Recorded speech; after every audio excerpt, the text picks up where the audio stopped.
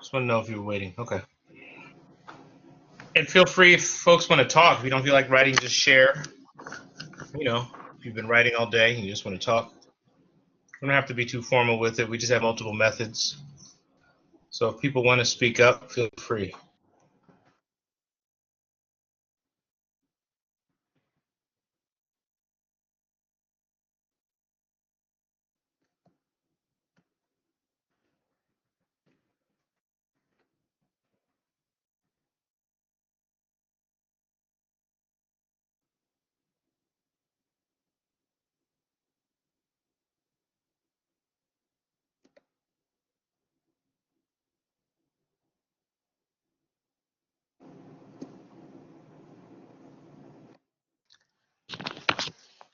Hey, Mike, it's Leona. Do you think maybe people need some examples of things they might be able to share?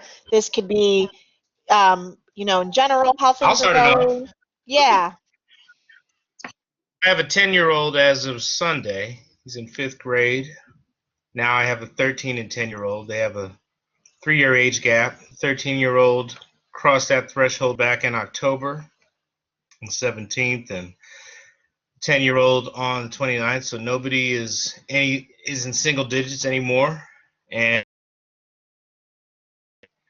see, we had some friends over. He had a few friends over Saturday evening. We had a fire pit. They were out back making s'mores, talking, eating.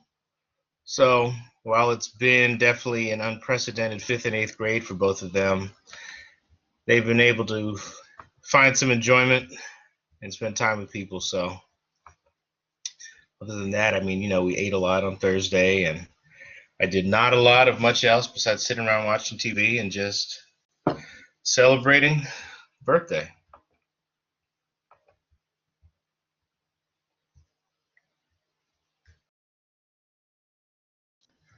My Thanks, kids are Mike. really comfortable on the computer, too comfortable. So the challenge is moving them to a place where we can keep an eye on them, because they'll be on it and on it and on it. And they actually were sitting beside me one day, and they did a Google Meet with each other because one got out of class and the other was on break. I said, did you just open up a camera, to have a video conference with your brother right beside you? So nothing nefarious, but just got to keep an eye on them. And they definitely know when we're busy with work and can get away with it. So it's kind of full contact sport. And you've got some good comments on the Padlet as well.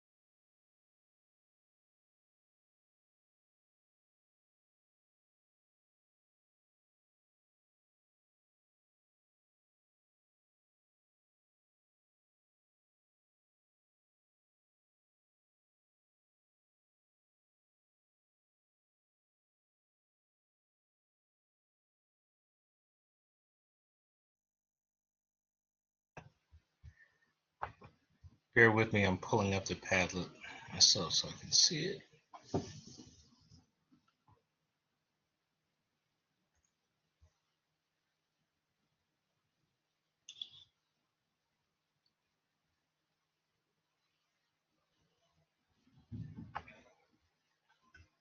I can read out some of these.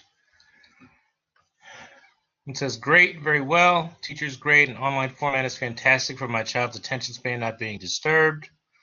Another says, better than I expected. My children's teachers are amazing. Another says, moving along. Work is just as busy, if not busier, than this time last year. Yes, yes, yes, I feel that.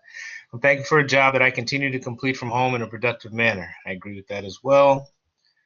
So far, so good. The deadline for AAP Level 4 is today, so I have to alert some of my network to make sure they send in their parent referral forms if interested. Luis is doing well. Family, in total 3 students in virtual learning. Always difficult, but very successful. 7th grader made honor roll. Good stuff. Lately, the days seem very, very long. Kids lose motivation throughout the day, and it's getting harder to motivate them. Thankful for health and wishing 2021 is much better than 2020. Yes, that's virtually impossible, I think, to not be, but hey, let me not say too much. Jinx it any worse. And there's another point I have not yet had a chance to. I think there's been such a flurry between our last meeting and now. But for those of you who haven't, or actually those of you who have what communications did you have with your principal following this meeting in terms of whether an email or video call, just debriefing them on what transpired and kind of our meeting or checking in as the year goes? Well, again, I haven't done it yet. I reached out, I think, a week or so ago to the principal's administrative assistant. I routinely, before we went to remote learning, I was, meeting with the principal in between meetings. That we would just regularly schedule that and, debrief on what transpired, what was coming up. I mean, she's been to, each year, she's been to at least 1 or 2 meetings. And that's something else I'd encourage everyone to do, to reach out to your principals and invite them to attend a meeting, letting them know the schedule as well as far enough in advance as possible helps them for schedule purposes, because a lot of people are having evening meetings. And whatever you're comfortable with, it is important that you do check in with them about, attending the meeting and things to look ahead to, as well as any issues or any ideas that came up at the last meeting that you just want to discuss with them. The main purpose of your role as a representative is to foster that type of communication relationship with your principal and inform your greater community at large about the work of this committee, but also to be able to get things from the community to bring back to our group, so we in turn can discuss it amongst ourselves and, when necessary, elevate it to the school board.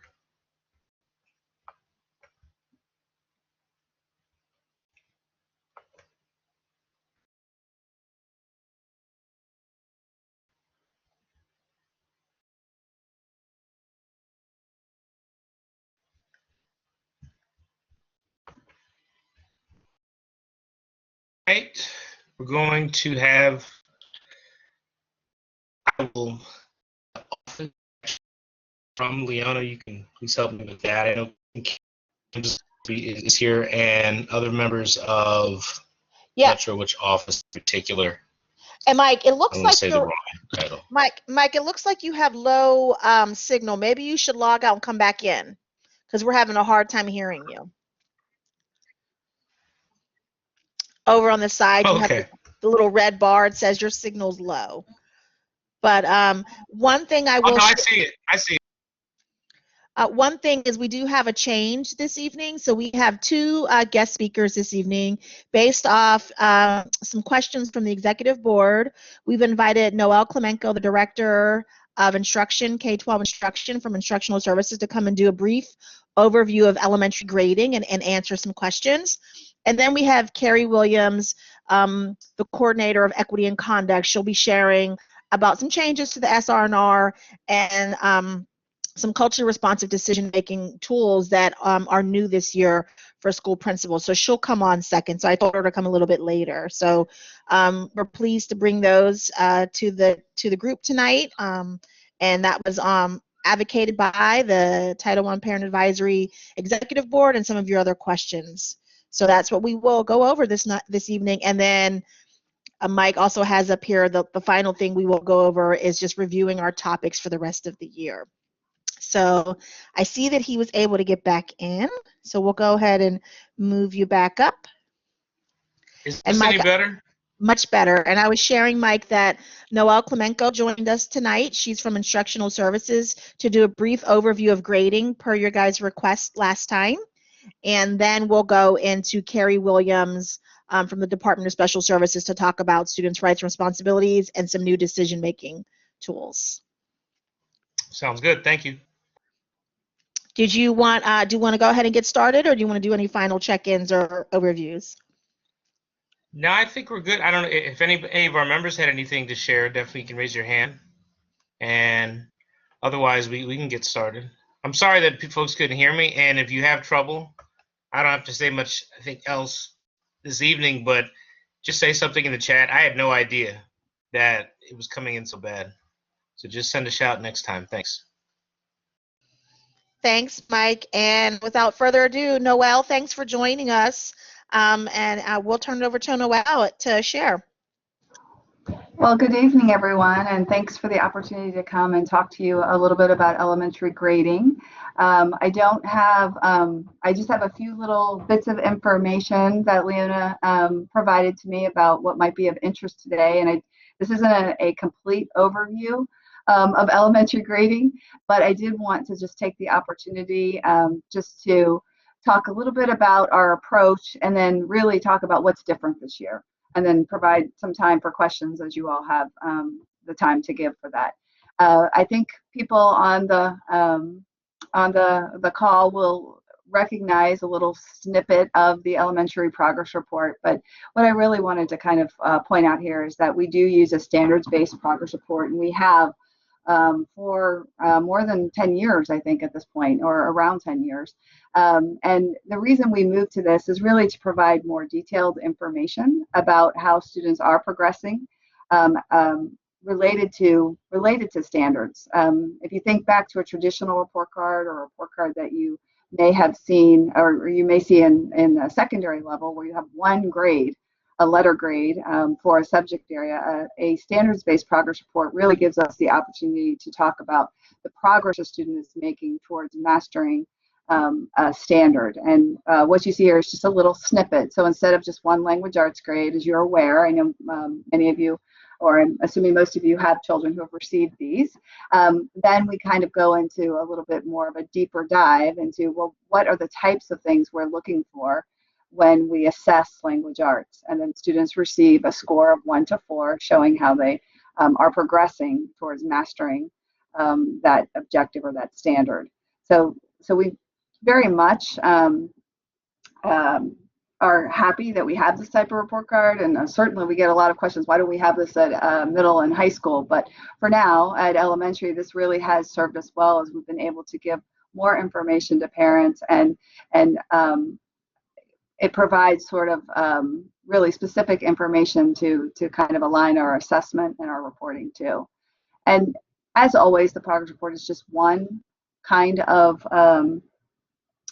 way that we communicate with parents. So I know that we get report cards every 9 weeks, like clockwork. There are also interims, there are also parent conferences, there are also the more frequent or informal communications that help for parents to understand how their child's progressing.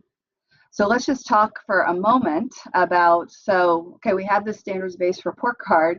How is that, what does this year with, so far, pretty much 100% virtual learning and all of the different schedules and everything, what is different from this year? And you may have received some of this information with your child's report card from your school or in other communications from your school, but we'll hit some of the highlights here.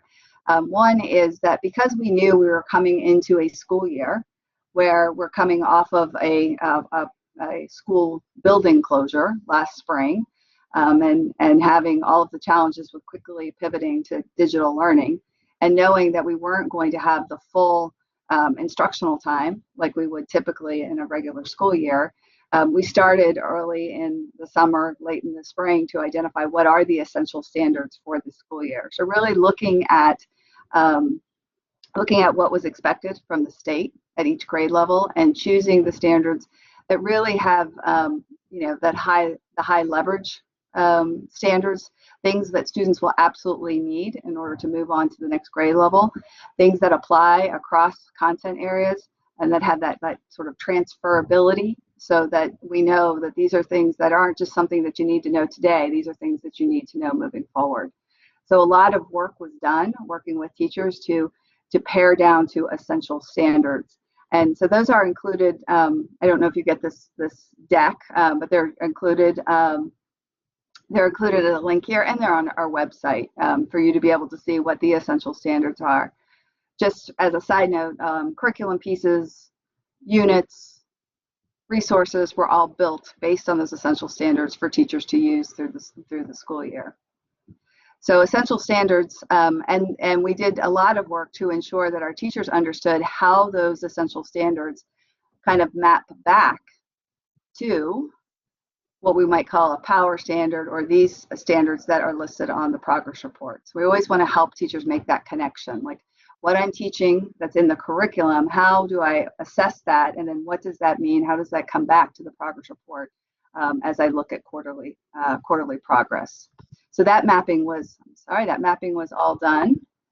And then as we moved towards the end of first quarter, we had a short first quarter because we started a little bit later.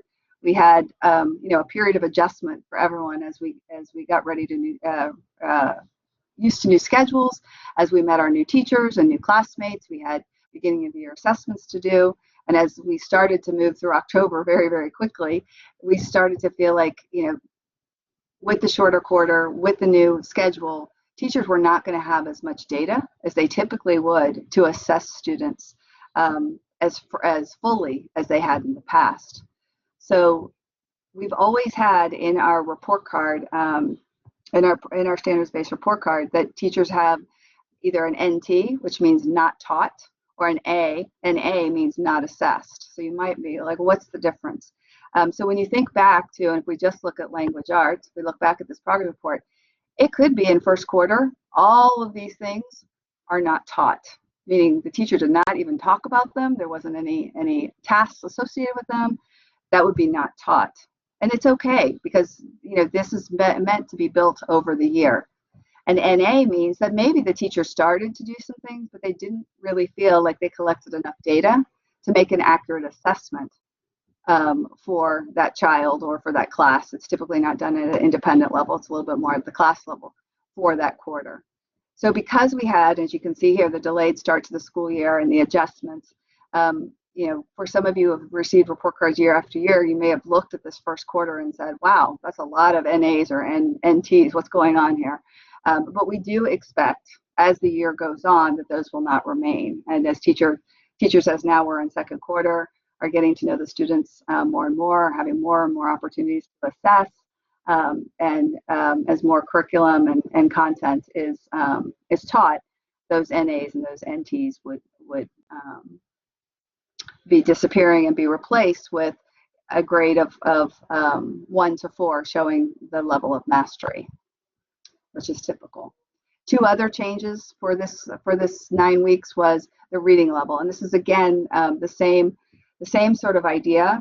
We were very much in October very busy with iReady testing and with DRA testing, and all of those were very challenging in a virtual setting, challenging to families, challenging to students, challenging to teachers. So we took the opportunity not to start to make these evaluations on the progress report of on or above or below reading text level, but that will be moving forward as we look to second quarter, so that parents will have more information about where their child are and how their child's progressing.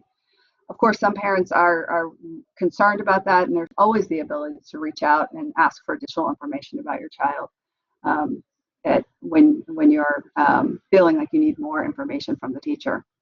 And then finally, the life work and citizenship skills. We did give teachers a lot of support as far as what might those things look like in a virtual setting, because again, everything is shifted for teachers and for students and for families.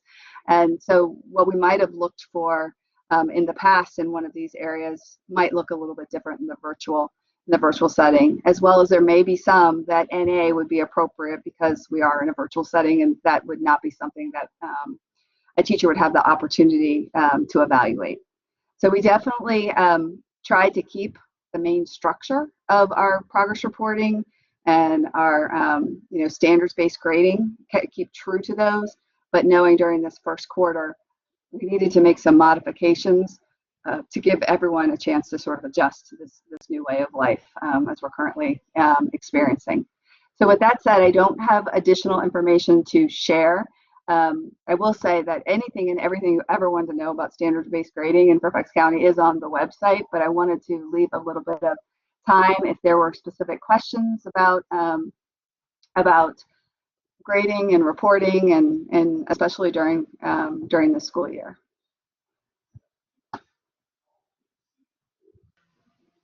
If anyone has any questions, you can just raise your hand and you can go through the order.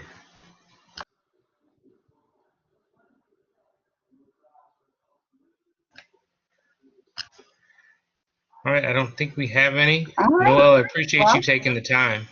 Really sure, do. not a problem. Not a problem, and I appreciate having the opportunity to connect with you all.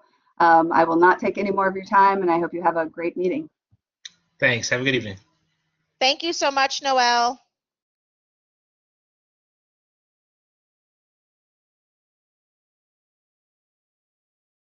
All right, Mike, I see that our second guest is here.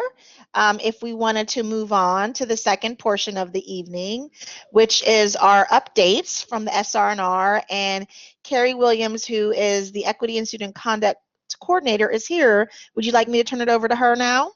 Please do. Thanks. All right. Thanks, Carrie. Take it away. All right, thank you. Hello, everyone. My name is Carrie Williams. I am in my second year in a newly created position called Equity and Student Conduct Coordinator, which was an addition so that we could really focus on making sure that we reduce the disproportionality within our discipline data. And I'm here tonight to present to you some of the changes that we made to this current school year's SR&R. It's very interesting implementing a student code of conduct within the virtual setting, so that's certainly been a learning curve for everyone. But what we have found is that much of our any of the incidents that have been happening, they are at much less frequency than they would be in a typical school day. So we're really able to dig into some of those cases and make sure that we're being as proactive as we can and looking at it through very much a tiered lens of support for our students as we're all trying to navigate the virtual setting. So I'll go ahead and get started. As far as the changes that really drove this year, our state legislative changes are really focused on equity at the center of the decision making around the code of conduct, and it's the state's intention to also reduce the disparate outcomes within discipline data across the Commonwealth, as well as making sure that we are looking at reducing the school to prison pipeline and making sure that our students' first contact with law enforcement does not occur at the school level. Some of the major legislative changes that they pushed forward were around the Dress Code Equity Act, and I'll go into that a bit more later, and making sure that the incidents in the community that are reported from the police to the school system, which could then further be addressed through the school system with a reassignment to another school setting, dependent upon the charge. There are lesser offenses that are able to be reported from the police to the school system, which would mean that those students wouldn't also have a school impact based upon a crime that was committed in the community. And they're opening up alternative discipline avenues. It's interesting because the state has actually modeled that around Fairfax County's restorative justice practices and allowing for students to work on repairing the harm that was done from a behavior incident versus just addressing it with a sanction or an out-of-school suspension and moving forward without really addressing the harm to the relationship that was caused from the behavior. We were also directed by the school board to continue our work with the American Institutes for Research. Two springs ago, so in spring of 2019, there was a three-pronged study that was completed, which led to an equity for student discipline plan that is a 3-year plan. And one of the firms that did a study was American Institutes for Research, along with Temple, and we did an internal study with our Office of Research and Strategic Improvement. And if anybody's interested in that information, you can find that on the June 17th, I believe, Board Docs from 2019, and it has all of that documentation there. And so we worked with American Institutes for Research last year to make sure that we were truly implementing our equity plan while further addressing the code of conduct and looking at it from multiple stakeholder groups to make sure that we were looking at our family guide to make sure that it was usable for our families, putting in some additional flow charts so that people don't necessarily have to get caught up with the narrative if they're looking for a quick reference while accessing the regulation in the family guide, and then also making sure that we aligned it with our multi-tiered systems of support in both the family guide as well as the actual regulation. The school board also, with the state legislator, reduced the violations that the school is required to report to the police. And our school board put another layer of a check and balance in there to make sure that we're only reporting those things that may be a felony violation at the school level. So again, right, really trying to reduce that school to prison pipeline, and we are only able to report incidences that are felony behaviors to the police. Otherwise, they are addressed through the school discipline process. As I mentioned briefly, the state legislative put into place the Dress Code Equity Act, and they wanted to ensure that school dress codes are inclusive of cultural head coverings. Previously, only religious and medical purposes were sufficient for the requirement of wearing a head covering in school, but they wanted to broaden that to include also cultural purposes. And there is language in there that requires consistent implementation by gender and across subgroups to make sure that there are not particular subgroups that are targeted by the dress code policy. We also moved to a hybrid distribution model, and we were planning on doing that pre-COVID, so I'm glad that we were moving in that direction because we wanted to make sure that we had the regulation online for folks to view, and that's where any of the most up-to-date, if there are any corrections or any changes made, that's always going to be the most current version, and many people were accessing it online anyway. And then we printed a much fewer copies of it. We were printing almost 200,000 copies of the guide, and sometimes sending 4 guides to a family who might have 4 children. And we wanted to allow families to view it online and request a copy at the schools if they wanted a paper copy. And then finally, we made some improvements to the family guide, so that's the kind of the front half of the book, and added 2 flowcharts, specifically the general disciplinary procedures flowchart and the special education disciplinary procedures flowchart, to help our families follow along with what might be happening and what to expect next during the discipline process. The state has actually decided to delay the implementation of a new coding system. Previously, our codes were collected in what was called the DCV, which was the Discipline, Crime, and Violence Database.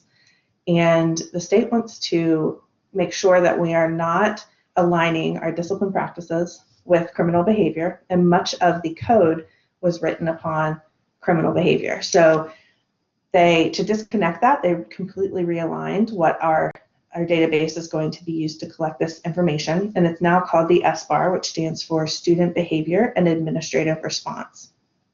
Previously, you would see a category of behavior. So there was a drug category, an alcohol category, there was a weapons category, and I think very well known is the D codes, the disruptive behavior or the disruptive conduct behavior codes, and they were DC 1 through 9. And many of our schools really focused on just those disruptive behavior categories, which we know can be very subjective. So through the multi-tiered systems of support, we really want to look at what are some of those lower level classroom managed behaviors that the teacher should be intervening early and often and reteaching the expected behaviors prior to submitting a discipline referral, and making sure that we have clear guidance around what types of responses administrators should apply to those lower level discipline behaviors, and then they level up based upon the severity of the behavior. So on this slide, you'll see that there are now 5 categories, A through E, and in category A, for example, those are some of our classroom managed behaviors that impede the academic progress of the student or other students. And no longer will you see disrespect, defiance, insubordination. We're really looking at a defined behavior and then what was the impact of that behavior. So it's very nice to be able to collaborate and consult with administrators now, because as we're having the conversations around what the student did, I'm always asking them, well, what impact did it have on the classroom? Or what impact did it have on the virtual classroom or the school setting? And that really allows us to find the correct category of behavior and then assign the appropriate intervention or consequence to go along with it. So those are outlined fully in the regulation if you want to take a look at those. So the state was going to implement them this year, but that got pushed back because of COVID, but we were ready to go. We had already prepped our administrators, the school board. We were really ready to get rid of those old codes. So we're actually piloting that for the state this year, along with a couple of other systems. And we look forward to see how this really impacts how we are addressing our behaviors and looking at it through more of an intervention lens that focuses on the impact of the behavior, not so much, oh, this is this code, I have it in my head because I've treated it the same way, 100 different times before, but looking at it individually, student by student, as to what was the impact of that behavior on the student or others within the community. And so when you look at the X's and the star and the circle over here, the X's are where we would like for administrators to start with their leveled responses, and then they can go within the X's, give the regulation narrative gives them the leniency to do that. And then if there is a circle with an R, that means there's a potential for a referral to the division superintendent there. And just after you see those code charts in the regulation, same as the year before, you'll have the leveled responses that shows what interventions and supports can be put into place to address the behavior, as well as then some of the sanctions that are also able to be applied during that time. And you are not able to suspend a student out of school until level 3. So level 1 are all in-school consequences without removal from the classroom. Level 2 can go up to an in-school suspension, and level 3 is the first level that could allow for an out-of-school suspension. We also wanted to make sure that our school administrators had guidance and really looking through the equity lens to make sure that each student was being looked at as an individual and what were their specific needs, and making sure that we were checking our own potential biases when assigning school discipline. And we know that we have subgroups that are overrepresented in our discipline data. And to help support this, we implemented a flow chart, which is the equitable decision-making flow chart. So our administrators are to use this whenever they're considering any discipline, but specifically when they're considering whether or not to suspend a student out of school or not. And the questions that you see, numbers 1 through 7, outline what you need to ask yourself when looking at any discipline case. And then in the flow chart, there's also additional considerations for whether or not the student is a general ed student or whether they have an IEP or a 504. And we want to make sure that we're asking ourselves, well, what did we try prior to looking at an exclusionary consequence? What have we tried to put in place to impact the student's behavior positively in the classroom? Have we reached out to others for support, the counselor, the clinicians? And have we really worked on, well, first of all, did we tell the students what the expected behavior was? And then when we realized that they were not meeting those expectations, did we reteach that behavior so that they had the opportunity to correct it? So we're hopeful that this flow chart will help administrators really pause and think through their decision making prior to making the decision to remove the student from the school setting.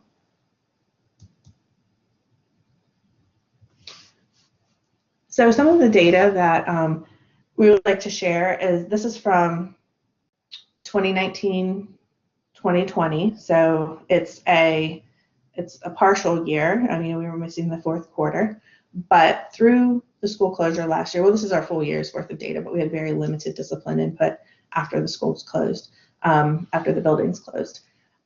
Of our 188 plus thousand students, 4.9% of those students were in the discipline pipeline, having received one or more discipline referral that was entered into our student information system. 2% of those students received an out-of-school suspension. Or sorry, 2% of all students received an out-of-school suspension for one or more days.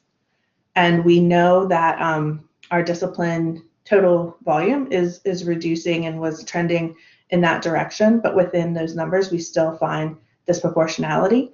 And we're really working to decrease that from year to year. As I said, this year is kind of anomaly. Our data is going to be really difficult to compare. But one of the things that we put in place to make sure that we had something to look at that would really help us focus on disproportionality is using the risk ratio measure. And previously, we were not providing schools with any real summary end of year calculations that would help them look at their own disproportionality. They would be doing that at the school level, but we have calculated that for all of our schools so that they can really look at what is the risk of one student receiving an office discipline referral from one subgroup versus those of the other subgroups. This is a national and state standard that helps identify disproportionality, and we hadn't previously been looking at that school by school. So we wanted to implement that because now that the D codes are gone, that was one of the more subjective categories that people would kind of measure themselves. And now that those codes are gone, we wanted to make sure that there was still a metric in place where schools could really look at the disproportionality within their own data. So this explains a little bit more. It's hard to see with the size of it, but you're taking one ethnic subgroup and how many students of that subgroup received one or more discipline, and it says BIR, which is behavior intervention referral. But any office discipline referral from one subgroup, and then you divide that by all other subgroups and the number of students within those subgroups that received one or more discipline referrals. And you come up with your calculation, and a 1.0 means that there's no risk. So a 1-to-1 ratio means that one subgroup to another subgroup have the same risk. Some subgroups have a lesser risk of getting an office discipline referral, and some subgroups have a much higher risk of getting a discipline referral. We also looked at it in multiple ways. At the high school level, we have taken the attendance information out of that data to make sure that we were really looking at true behaviors that were happening in school, and we're also looking for better ways to document our attendance information rather than entering them into our student information system through the discipline module. So this is a positive trend in the right direction. I just want to note that this is long-term out-of-school suspensions for special education students over time, and the numbers on the right of each line are the risk ratio for that, and anything over 2.0 is considered a significant disparity, and we actually have to report out on this each year to the state.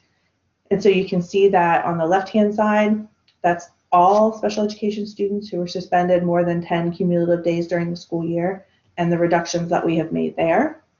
I don't know how they're going to calculate it for next year, but for last year's data for us to report on this year, but I was hoping this year that we didn't have to report on it because we've been continually trending in the right direction and that we would be under 2.0 and continue to work on that. And then within special education, the Black subgroup was also extremely high. The risk ratio was extremely high back in 2012-13, and we have been able to reduce that significantly over time as well. Our goal is to have it be 1-to-1 across the board. So I really like this risk ratio data and helping us make targeted efforts to reduce the disproportionality within our data. And I've been consulting and collaborating with schools around their individual data, coming up with strategies and what can we do to work with the teachers, to work with the administrators and the staff. And it pairs nicely with the work of Leona's group and the equity team and how we are making sure that we're supporting our students and through that culturally responsive lens. Okay, so that was actually a bit quick on my end too. Sorry, Leona. I do have some time for questions, so if anybody has any questions, please let me know. Thank you, Carrie. I have a few questions, but I want other folks to raise their hands if they have questions ahead of me. I'm glad it actually got to the end of the slide. I didn't want to cut you off. The purpose of reference. I just wasn't sure how many more slides you had to go. Okay. Let's see. Okay, so I haven't seen any hands up yet. So first one is just about the risk ratio. The slide that you had, the visual example.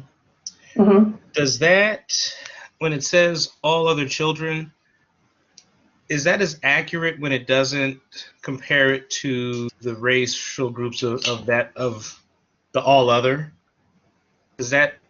How does it account for that? Because if you're taking 33% African American children and then 33% it's, I guess, Asian, Hispanic, and white children, is that who it's against? It doesn't that, how does that keep it from being skewed? Do you understand what I'm saying? How do you get that one for one when the all other is not all one racial group that you're comparing it to? So you're comparing the risk of one particular subgroup against all others, and then if I were doing it again for Asian, then I would look at the Asian students in the same way that we were looking at the Black students and calculate their risk, and then the Black students would then be pulled down into the whole group. All other. So yeah, so when we calculate it, every school has between 5 and 7 lines, depending on if they have Pacific Islanders, Hawaiian students, if they have, or Hawaiian Pacific Islanders, whether or not they have American Native Indians, and whether or not they have 2 or more races. So all of our ethnic subgroups, we calculate it each time, so you get to see it across all subgroups. Okay. Did that answer your question? I guess. I mean, I'm just. Hey, Mike, are you sort of wondering why not compare, say, Black to just white? Is it the fact that it's you pull Black out from all against everyone else, or are you wondering why it's not one race subgroup compared to another? Is that what you're wondering is? Yeah, I am. Right, and maybe Carrie, can you explain, like, this is a national way statistically VDOE does it? Is that how we came to be with the risk ratios? Yes, there are probably 6 or 7 different ways to look at disproportionality within discipline with many different equations. This is the equation that the state uses, and that is noted often nationally, and it's this risk ratio, and that is how it's calculated. So there are other ways to calculate it, but because we are being measured in this way for other things, we decided to use this calculation so that we were kind of looking at apples to apples across the board with how we were talking about disproportionality, so that, say, I wasn't calculating it some way, and then Leona's group wasn't calculating it another way. Okay. Hi, Carrie. I have a quick question. Is this ratio based on, I noticed when I'm looking at your other slides, it kind of segments it based on special ed students. So when you do this risk ratio, are you talking about how many African American kids who are identified as special ed who fall under this risk, or how is that mentioned? Because I noticed that it's, when I read your the rate of suspensions of special education students. Mm-hmm. So this slide is different. Subgroups. Yeah, so the overall risk ratios that we're calculating here for the schools, we do by our ethnic groups, and it can be done by special education. It can be done by grade level. It can be done by gender. So while I did it for our ethnic subgroups for our schools, some of the schools that I've consulted with, we've dug into it in multiple layers. The specific example I gave you from our VDOE data, this is specifically around the special education students and then Black special education students. And this is what the VDOE looks at each year. And if we are above 2.0, we have to report out to them what we're doing to improve our numbers here. Okay, great. And I have a second question. I'm sorry. One second, Gina, because I want to make sure everybody understands. We are, Carrie, tell me if I have it correct. We're looking at all sorts of data. This is one, the one that you shared here was because we were in quote unquote maybe a violation in VDOE was asking us to report specifically around this group, not that we aren't tracking all types of group, but this is one we were so disproportionate, we had to report to VDOE, correct? Correct. And we look at our data in many different ways. Risk ratio is only one of those ways. And I highlighted it here because it was something new that we were doing this year that we had not done in the past. We look at it by percentages. We look at what percent of students within FCPS are of a certain demographic, and then what percent of our discipline codes are assigned to them. We look at it by special education. We look at it by ESOL. We also look at it by kind of bucket of infraction, like so which schools or which regions might need more support with alcohol, tobacco, and other drug infractions, weapons infractions, or the decodes of old and some of those classroom level behaviors. So this is just one example of the way that we are looking at it that's new this year that we had not done previously in the past. And we certainly hadn't calculated it 200 different ways and given it to our schools.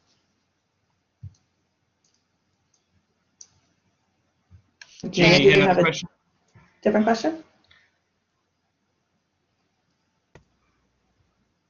Gina, did you have another question? No, I did not. I think, Leona, thank you for clarifying that. I think it answered my second question. Okay, so I have a few more. I guess Okay. I'll go in reverse order of the presentation. I just kind of wrote it down as we went through. Being that a lot of this is not right because there's, we're not close to full occupancy in classrooms. I see it as a time for some reflective analysis on some disciplinary decisions that have been made. Have those discussions taken place where administrators will, talk to staff, review, the last time we were all in the building, and, if any resulted in suspensions? Is there that type of look back to see how things could have been done differently? Because I like that there's more checks in place and more stops and steps that need to be completed before getting there. But I think the philosophy in the first place is something that no system of stops will affect as much as a conversation, the type of analysis, training, all those other types of tools, really for staff, the front end of where a lot of these start. I mean, most situations don't start with suspension. It's usually something that goes on in the class, whether it's improper staff conduct that prompts a reaction from a student, or a student comes in a certain way and it's a back and forth. Has any of that taken place, or has that been contemplated? So each school they're provided with their discipline data. So I can't give you statistically, I can't tell you exactly how many schools have done exactly that process. I know that many of them have. I've been invited in to do data dialogues with quite a few of our larger admin teams at our high schools, which is where high school, middle school is where a bulk of our entries occur. And I oversee the systems of support advisors and at each of the 25 high schools in the county, and we've dug into their discipline data so that they can lead those conversations within their schools. But one thing that we are doing this year, and I'm really excited about it, is we're piloting right now with 16 schools, but it will be rolled out across the division next year. And you kind of hit the nail on the head with, we don't know exactly what's going on unless we know what's happening in the classroom. And oftentimes there are instances that occur and occur again until it bubbles up, and maybe that's when the office discipline for referral is written. And if we really want this to be what is our student behavior and the administrative response, we need to be able to look at our teacher discipline referrals that come into the office, or office discipline referrals. And right now our data only reflects what the administrators put into the system as kind of outcome data.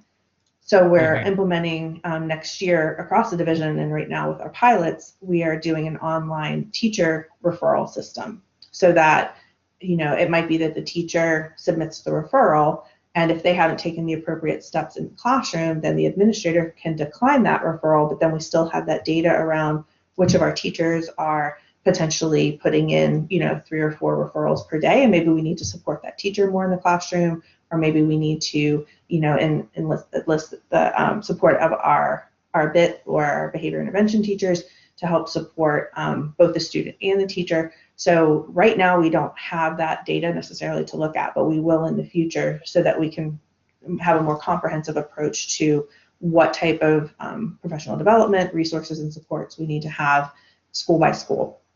Because right now when we look at it, it's just our outcome data and what the administrators choose to put into the system. And I would add to that something that Carrie did last year in her role and that we've expanded is she also is part of, right, Carrie's part of your equity plan. You have a data dialogue with all of the regional leaders every quarter, and you go over the discipline data for the entire region with them so that they kind of have an understanding of where the trends are within their region. And then, is that true, Carrie? That's what you did last year? Okay. And then this year, Carrie has been working with us, and also, so kind of to your point, Mike, of sort of how do we also help people build their toolkit and their capacity to have reflective conversations and also understand where there might be some bias coming in. And so 2 things that are happening this year to support administrators first and then our leadership team, because they have to be the ones to be able to have those conversations with the teachers. So we've been working with the New York City Leadership Academy, or called the Leadership Academy, to our principals are engaged. They had their first session on something called equity coaching, so that when they are working with Carrie or they're working, looking at their own discipline data, do they have the tools to be able to say to a teacher, your data shows me this, and having those hard conversations around race and culture and where that plays in. And so we've been very pleased with that. And prior to our principals getting it, all of our region leaders, so all of the superintendents that support the regions, along with Dr. Brabrand, Kathleen, Dr. Ivy, Marty Smith, Dr. Presidio, Dr. Boyd, about half of the leadership team, also they all engaged in the training first so that they also can then turn around and have conversations with the principals and have equity conversations with them around their own data.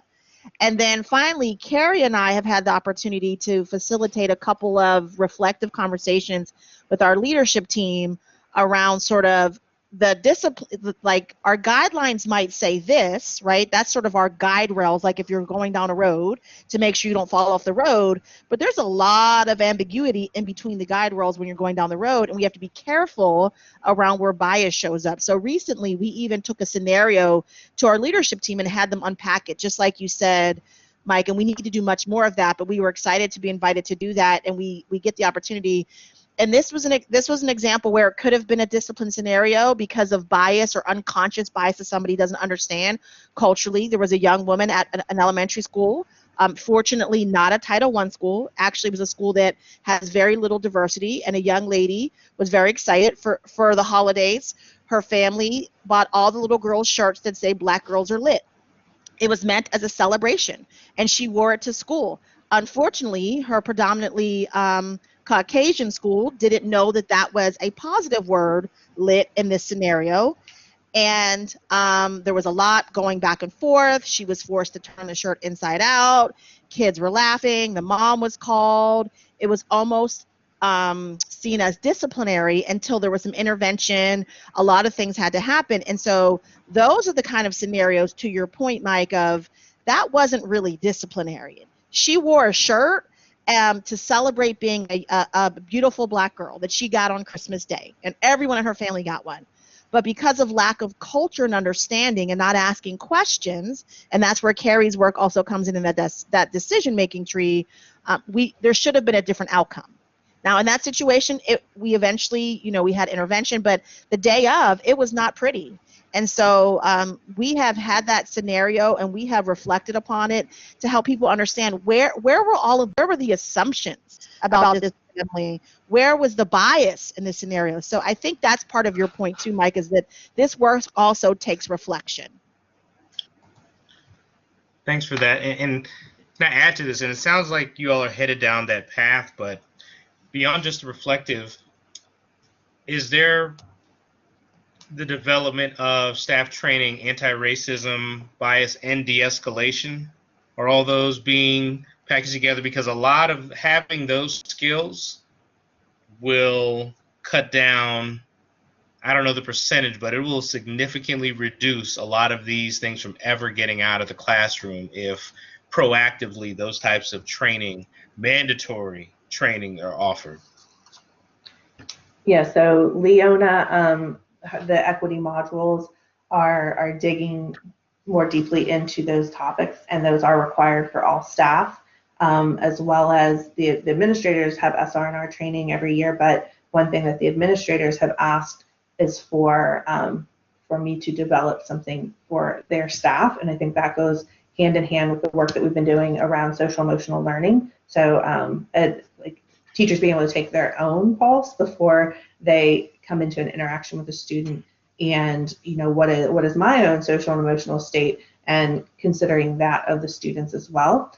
And then as far as the de-escalation piece, I do believe there's going to be something forthcoming in and around the work that we're going to be doing to support our new restraint and seclusion policy that's going to be coming out. So while it might not necessarily be all together with one package, we could certainly connect those dots, but each of those pieces will certainly reach most, if not all, of our teachers, because I believe those are going to be required across the board.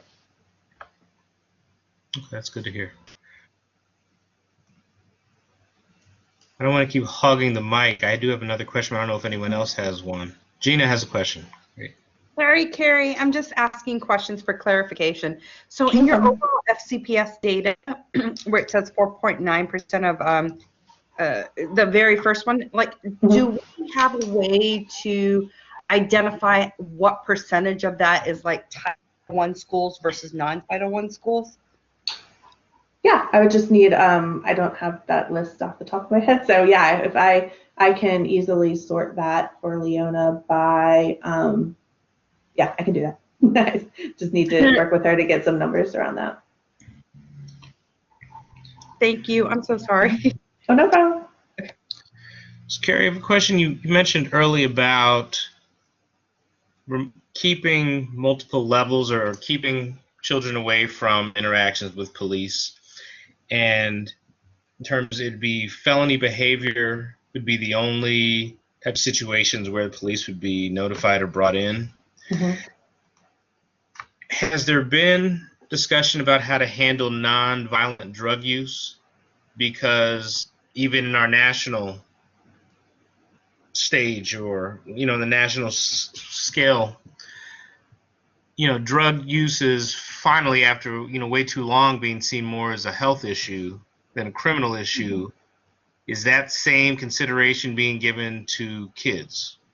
Yes, it is. And some of those decisions actually came about not this past summer, but the previous summer, where originally if you were a first-time use, or you had first-time use or possession of marijuana, so like a THC vape, there's a few other things in that category, it was an automatic referral to the division superintendent. And then there was kind of a stopgap in there where if it was your first time offense and you didn't have any other previous infractions, you could do an expedited review where the hearings office would still look at your discipline history but wouldn't necessarily bring you in for a full hearing.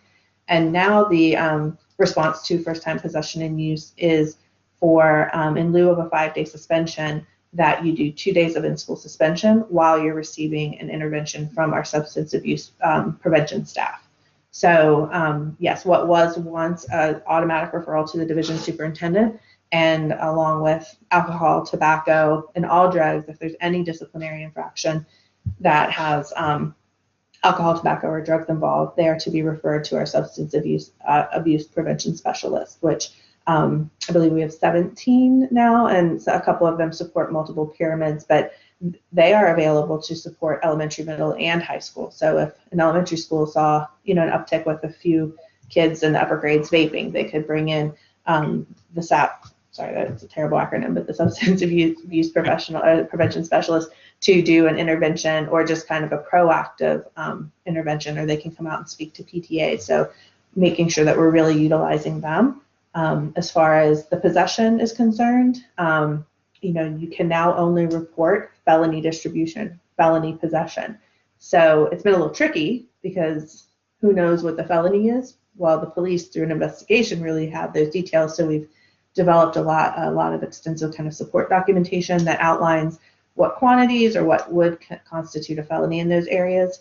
And it was an interesting conversation with the police as well, to say, you are now going to get these calls from schools or to your SRO that says, I have a found property disposal. I need you to take this marijuana and dispose of it, but they can't tell them who it came from or anything about the student. So yes, that has very much changed in the last 2 years. Okay, that's good to hear, because it always struck me that hearing some of the previous ways it was handled is, do you not want the kids to do drugs, or you just not want them to do the drugs in school?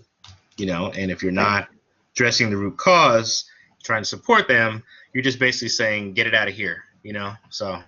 Yes, and we can, students can be referred through the disciplinary process. They can be referred proactively, like a teacher or an administrator that notices a pattern of behavior, or a counselor. And students can also self-refer as well. And the substance abuse prevention specialists will do a screener and kind of determine their level of risk with the use. And then depending on that level of risk, they will proceed with the intervention in-house, or they can do a warm handoff to the CSB to make sure that they're getting more intensive treatment as needed. Mm-hmm. Mm-hmm. And I don't know if I guess you're out of slides, but I was wondering if you could speak at all to the hearings office itself in terms of the officers, their training, and any data that they keep in terms of when they have hearings, the outcome, the appeals, any of that stuff. I don't know. I'm sure you don't have a lot of it on top of your head, but just any sense of, what goes into, hearing officer in terms of their qualifications, and what training do they have, because they as well should be having anti-racist and anti-bias training. Can you speak to that at all tonight? I'm not going to speak to that. I know that, I don't know, Leona, if JD is maybe available to come speak to the group in the future, but I do know that Leona's group is working with them to make sure that they have very specific targeted training around racism, bias, equitable decision making, etc. So Leona, I don't know if you have any more details about JD's. It's really like their data. They keep their own database. I keep all of the SIS data, so I wouldn't want to inaccurately speak to that. Yeah, I did try to get them here tonight, Mike, but they had a conflict. So if that's something we're interested, I think today we laid a good foundation of, overall. But if we want to dig deeper into, what happens when a student does go to hearings or what their data is, I can try to get them for a follow-up meeting, but they were unable to attend this evening. And if not at a meeting, perhaps I can get them to at least put, an overview sheet or something together for the membership as well. I could try either of those. Yeah, at this point, I'd be more interested. It doesn't really have to be a talk. I'm really interested in the information. What is keep? Obviously they can eliminate any personally identifiable information, but just to see, how are these trends? What do the trends look like in comparison to, the disciplinary side, just in the school setting? And what are they doing to address that trend? What are they doing to change? And also, I know that Dr. Williams, our new CEO, will definitely want to meet with this group as one of her entry plan groups. I know Kathleen Waltz is on the call, and she's helping organize some of those meetings. And fortunately, the hearings office will report to her. So I think we will have a lot more connections and conversations than maybe we have had in the past, so that that we can get a better understanding. But they have reached out to the equity team, and so I have assigned them a specialist. They've always had a specialist assigned to them, but this year they have been very proactive and reached out to our equity team to say, you know, fortunately, the pandemic, a silver lining is they don't have a lot of cases right now. And so they wanted to engage in some professional learning themselves. So, but I know that that's not, you know, you're looking for some more like, what are the qualifications? What kind of trainings do they have to go to beyond hours? So I can get some of that information and share it out with the group, Mike. They were Okay, just thank you. unable to come tonight. One thing I wanted everyone to know, just kind of connecting all this back to Title I, so you all know. So as Title I reps, right, you all are representing a school, and every school gets an allocation for Title I. And sometimes you're unaware of sort of how all these things connect. And one thing that all of our Title I schools have to do every year is something called a comprehensive needs assessment. They have to take a look at data, and they have to look at both caring culture data, which is things like discipline and attendance and parent surveys. And they also look at student data, student achievement data. And they have to do a needs assessment to say, what does our data show us? What's the root cause? And then how will our school plan match so that when they turn in, so some of you may not be aware that we just don't say, here's your money, right? Here's your allocation from the federal government. They have to submit to us sort of an application themselves that says, based off all this data, here's how my school wants to spend our money to address these needs. And so this year, many of our schools really honed into the caring culture data, looking at discipline disproportionality, attendance, engagement, culture responsiveness, because that's where they wanted to focus. And so when they were making their plans and submitting their budgets to us to be approved, which they have to be approved through us, and we also approve them at the region level, we always go back and say, does this match their needs assessment? So that's another way in which we also look at discipline data at the school level, just so everyone understands sort of the connection. And as a TPAC rep, right, you can always have conversations, especially after tonight. You can go back to your principal and say, you know, I'm curious, how's it going? I know you did a comprehensive needs assessment, or I know that discipline has been something FCPS has been talking about for a while. What are some strategies you're doing at our school? How can I help? Should we have, you know, follow-up conversations at the PTA level or a parent coffee? So I just wanted to help make that connection for our reps on here tonight, that our Title I schools do look at quite a bit of data, sometimes probably even a little bit more than some non-Title I schools, just due to compliance and things we have to submit. But I wanted to make sure you guys knew that.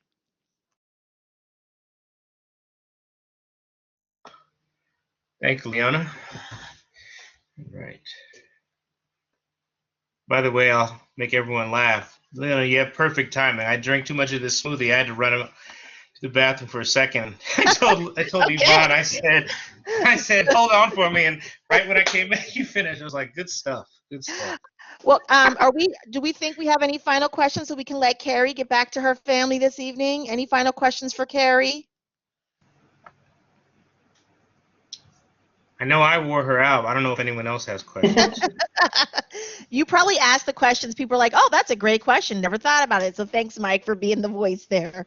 No question. I really appreciate the questions, and I also, you know, I think that because we haven't had a chance to truly, we made some pretty substantial changes in the last 2 years, and this year, all administrators won't have the opportunity to fully implement this year's SR&R. That if you have any, you know, questions or suggestions, please give them to Leona, because I do look for input from our stakeholder groups as we start the revision and refinement process for this upcoming year, which is currently in the works. So please pass along any of that information to Leona.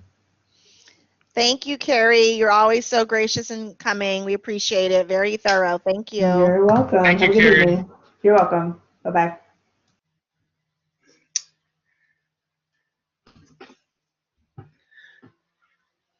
All right, so our next meeting is going to be January 26th, 2021, still virtual. And we do have a vacancy in the executive board. If anybody has questions, you can reply back to the follow-up email that comes out later this week. And essentially, you know, even more so than before, I mean, you really just have to show up and talk. You know, we get such great support from the Office of Professional Learning and Family Engagement. But, you know, we get to have some, and I'll share some of this. We have a little bit of time. We have some discussions sometimes that have nothing to do with our agenda, but some really important issues come out of some of those discussions. Like one of them that we had at our last executive board meeting was about the equity in middle school. And specifically, there's three middle schools in the county that are grades 6 to 8. And they also happen to be in the most diverse district in the county, probably the most populous as well. And what that does, it sets students up who start middle school in 6th grade on a different plane than other kids who won't go until 7th. And, middle school starts letter grading, and, that sets them on a path one way or the other throughout their career. And a lot of folks just may not think about it. I know I didn't even think about it too much myself, but when you see how access to certain opportunities are set up, it is a big difference. You don't have the same grace as a 6th grade middle schooler that you do as a 6th grade elementary schooler. And, how does that shape the rest of a student's journey from K through 12? That was just something that just came up, and I don't know whether it'll be a specific topic. I think what we want more from it, I think we're gonna request, some information, maybe some analysis, some data that can be provided so we can see what, if any, what trends are shown or what that illustrates. How are 6th graders in those 3 middle schools, how do they look compared to their counterparts who don't? I mean, again, that just came out of, just talking about things. And there's 2 parts of AAP related information I wanted to share. One of them is, and I'll send this probably as an email, it's the easiest way to do it.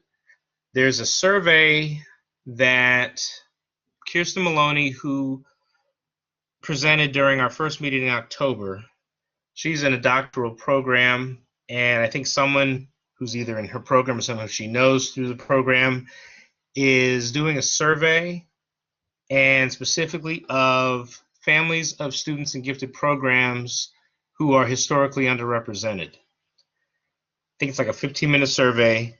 I think what it aims to do is to provide, let me pull it up because I have 2 emails I'm jumping across for.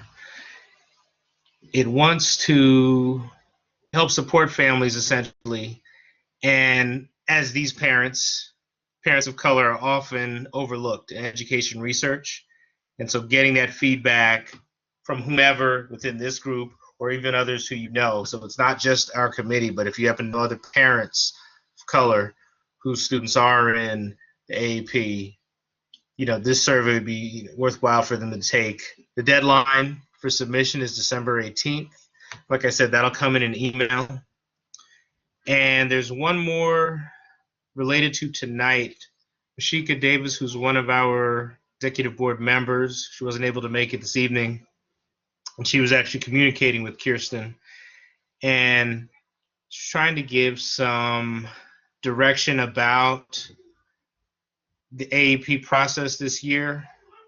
And let's see, I'm not going to say too much. I'll send that again as an email, but I know since tonight's the deadline, I might actually have it sent out tonight, just because I think because December 1st is the deadline, I'm assuming it's December 1st by 11:59 p.m. or something like that. And okay, I guess the main message with parents is the pool. This referral pool, it's to make sure they don't miss some students with higher scores whose parents may not advocate, but if their parent wants their child screened, they need to do the referral. Kind of a long mess. I'm just trying to see that they've been sending information out. I just don't want folks to miss. I don't know how many in this group tonight are seeking. Let's see, I saw a question from. Oh yeah, we'll have the survey sent out. Monica asked that question. We'll have that sent out, and yeah, they should be. I think all students. Yeah, absolutely. Latino students, yes. Beatrice, to your question. I think in terms of, see about tonight, I mean the deadline, I guess it was just between waiting to write a referral, or if they weren't sure if their child would automatically be referred into the program. Like I said, I'll have that sent out tonight just for those who are still sending in their application. Let's see. So Beatrice. Yes, so Latino students should be included. And I can even check with the person who is seeking to share the survey to find out for sure. But I mean, if they do want to hear from parents of color or underrepresented groups, it has to be. It's not a good survey if it's not incorporating parents who don't speak English as a first language. So I would imagine they would. Let's see. I don't know if there's any other notes that I had.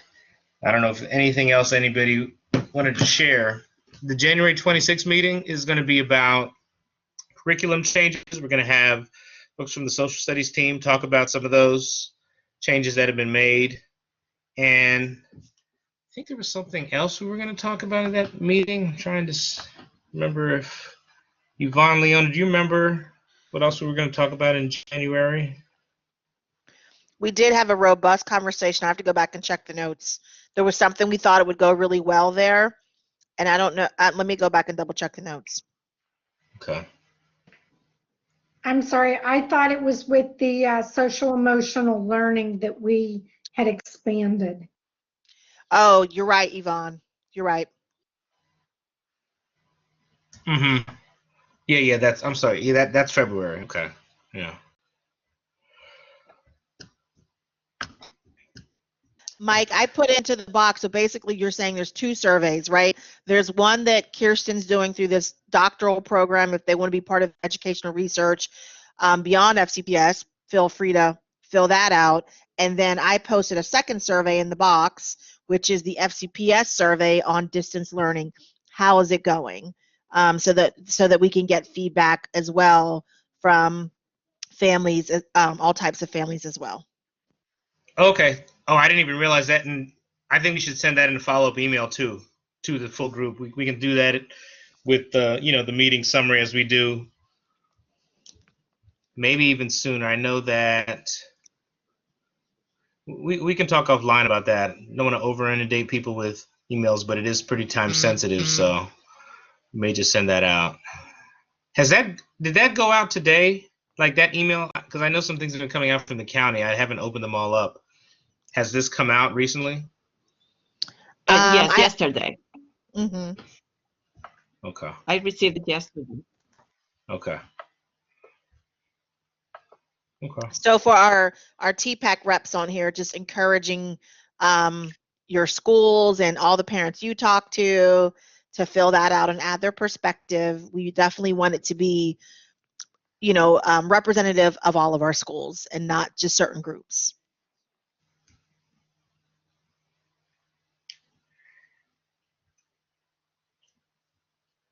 And did we figure out when Dr. Jackson would be coming to meet with us?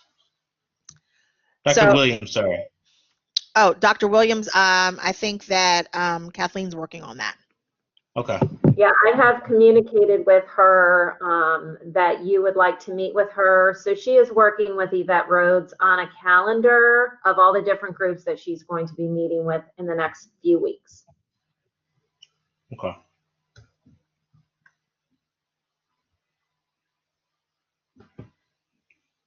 And we also had discussed having some region area superintendents in some of our meetings as well. I don't know, Leona, if you've had a chance to work with Kathleen to talk. Okay. Yeah, I did reach out. And ironically, Mike, just the other day, and I think that it's going to be coming to a leadership team meeting in the next week or two.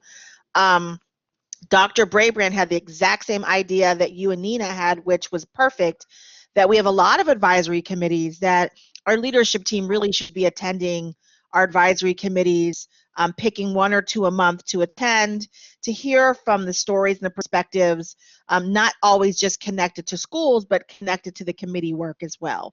And so I believe that OPLFE, we will help help our leadership team locate those opportunities to engage with our families. So I shared with him that his idea was almost identical to yours and Nina's, and everybody loved the idea. We just need to help figure out, and I know that our school board governance committee is also, their public engagement committee, not the governance committee, is also relooking at revamping how they do committees and all of that. But in the meantime, we're going to try to create some sort of calendar to encourage all of our leadership team to attend more of our advisory committees, including this one. Okay, that sounds good. Oh, and while you mention it, I want to make sure that our school board representative, Ms. Omish, if you had any comments you wanted to share, I don't want to put you on the spot, but I do want to thank you for coming out this evening if you did want to talk to the group.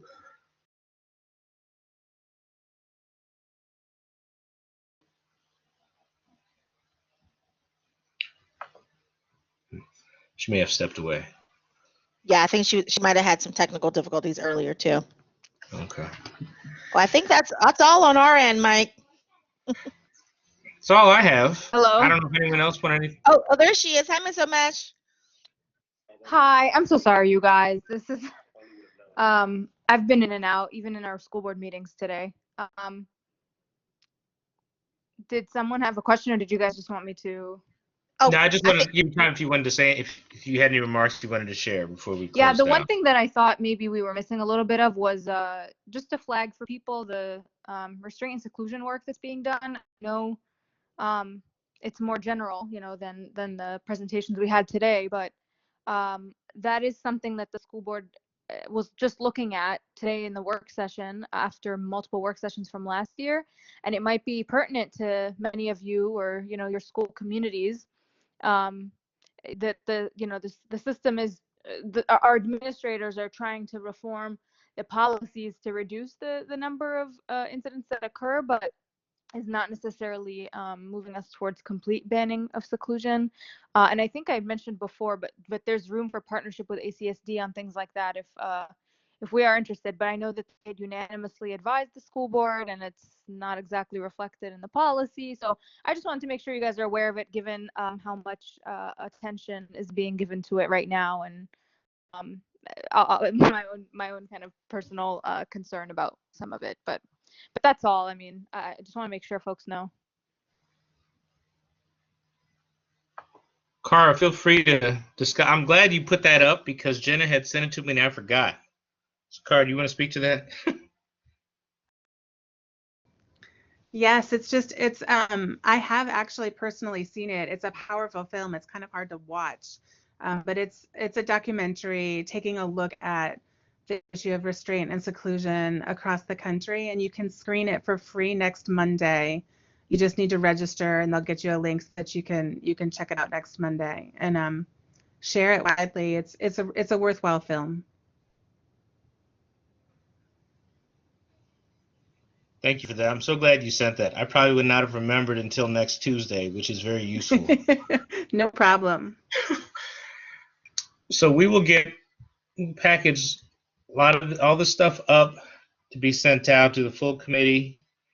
And in the meantime, if you all have any questions, definitely reach back out. I hope everyone continues to be well throughout the rest of this calendar year and into the next year. And we look forward to seeing, hearing, or talking with you in January.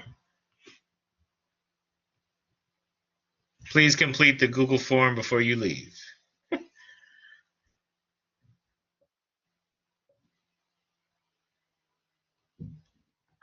Thank you, everyone.